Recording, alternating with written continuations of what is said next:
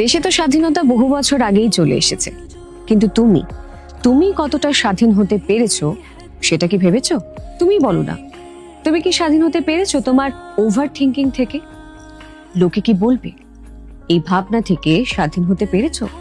যে কোনো কাজ করার আগে যে ভয়, যে লেথাজি তোমাকে বারবার গ্রাস করে, পেরেছো?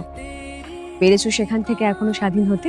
সম্পর্কে, জীবনে কিংবা কোনো কাজে একবার হেরে যাওয়ার পর সেই ভেঙে পড়া মুহূর্তগুলো থেকে ওভারকাম করে আরো একবার নতুন করে শুরু করার যে পথ, সেই পথে নিজেকে হাঁটার স্বাধীনতা দিয়েছো এখনো? এই প্রশ্নগুলো থাকছে তোমার জন্য। যে কোনো একটা বিষয়ে যদি নিজেকে স্বাধীন বলে তুমি মনে করো, তাহলে একবার আয়নার দিকে তাকিয়ে নিজেকেই বলো, হ্যাপি ইন্ডিপেন্ডেন্স ডে।